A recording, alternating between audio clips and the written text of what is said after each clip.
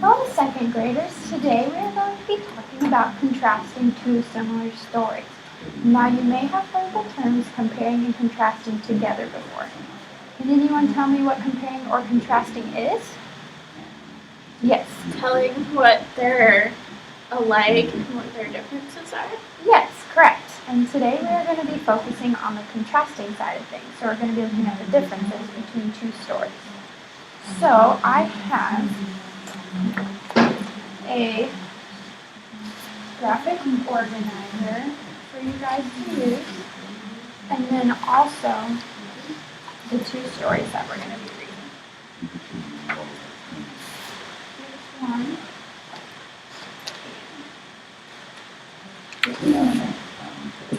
Okay, I've handed you guys out both the copies of the stories and two graphic organizers. And basically what a graphic organizer is, it's a visual chart that organizes your ideas. So say I were to contrast yesterday's weather compared to today's weather. So just looking outside, it looks kind of cloudy. Yesterday, sun was a little bit out. And yesterday it was very rainy. And there hasn't been any rain today. Not as much wind as there is today. So you see how I'm kind of like comparing the differences. So can you give me a thumbs up or a thumbs down if you understand? Okay, great.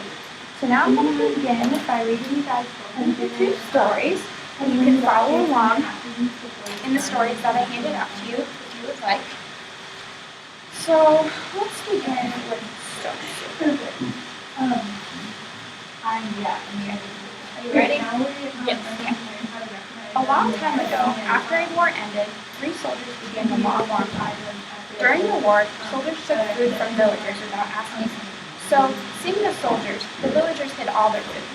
Hungry and tired, soldiers entered a village and knocked on the first door. "Would you serve some food, please?" they asked.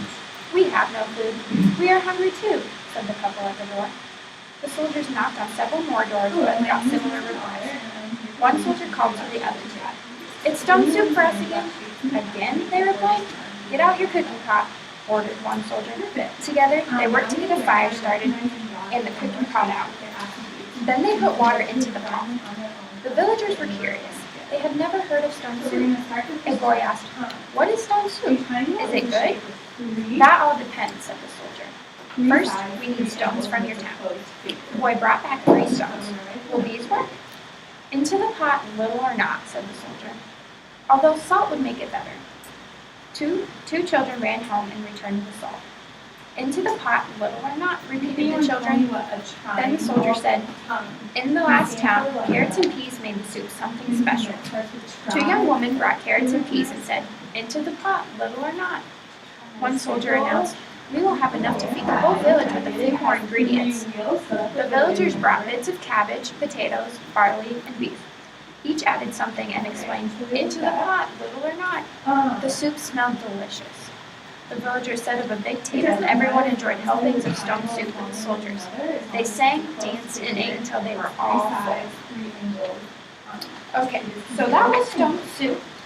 And now we are going to move on to the next story, which is Nail Soup. So if you guys could all follow along with me again. Okay. A long time ago, a soldier walked home after a war ended. He soon ran out of food.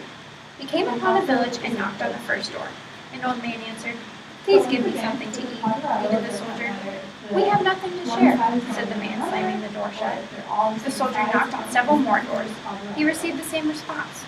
The soldier sat down in the town's work. He picked up a nail from the ground and called to the village. "I have a gift for you." A young boy asked, "Something from the war?" "Yes, I traveled to faraway lands. I will make the king's nail soup for you," said the soldier, holding up the nail. The townspeople murmured. "Free food sounded good," the soldier said. "I only need an extra large pot to start." One man brought a big pot. He helped place it over the fire. The soldier poured it into the pot. "I know you don't have much to make it like the king's soup. I could use any vegetables or spices you might have." One man added some garlic to the pot and then asked, "Need the nail now?" "Not yet," said the soldier. A woman added some zucchini to the pot and asked, "Need the nail now?" "Not yet," answered the soldier. The villagers added turnips, celery, beans, and corn. After placing the ingredient into the pot, they asked, "Need the nail now?"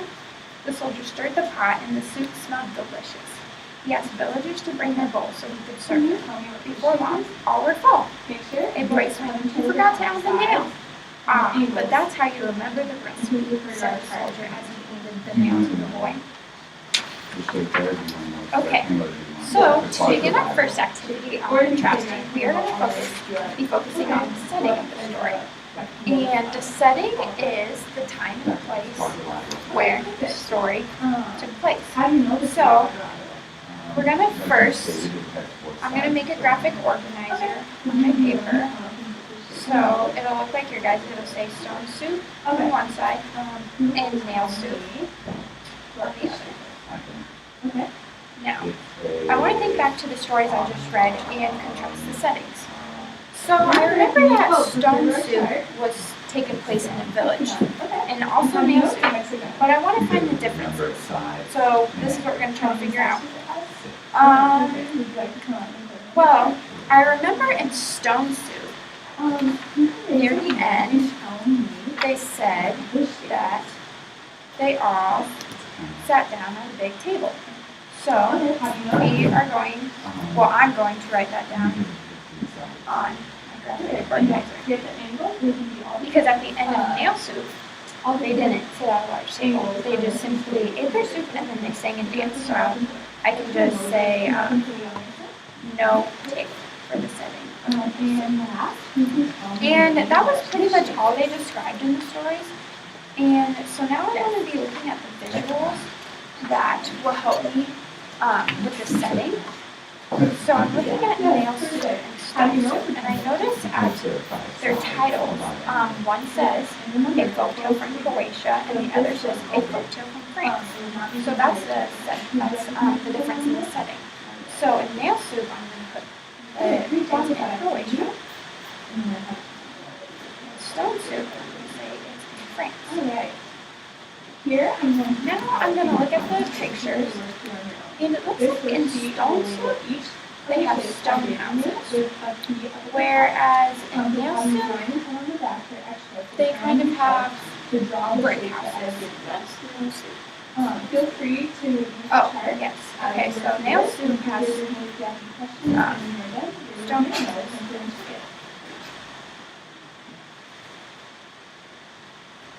And stone soup,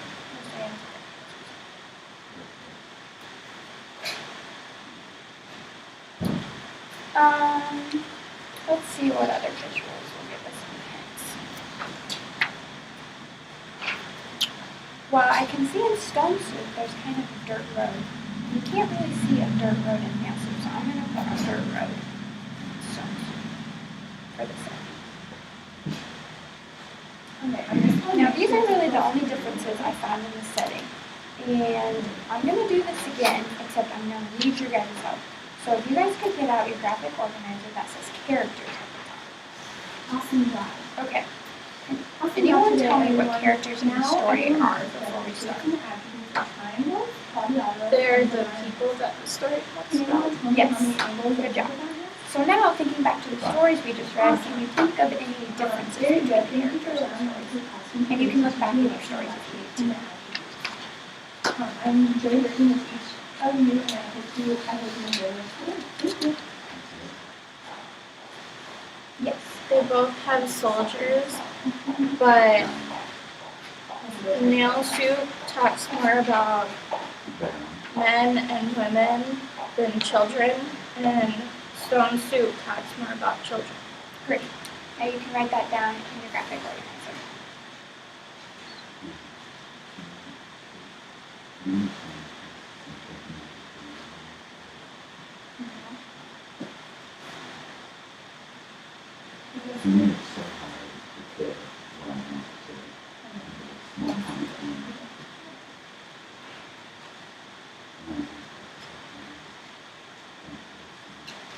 Can you think of any other differences between the characters?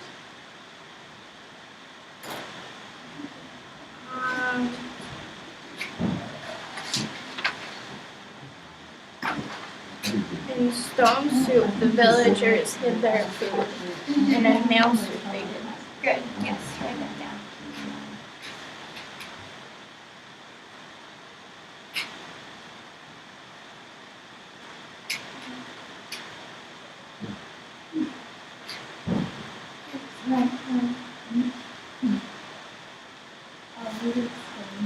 any other differences?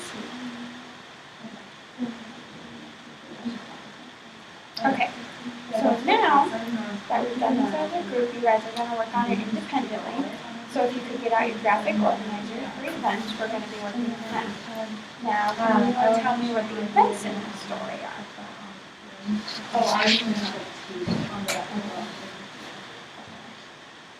Or just the definition of events? An event is something that happens in the story. Yes, exactly. So, you guys will need to find at least 2 differences of events that took place in the stories, and that will be your homework for the rest of the time.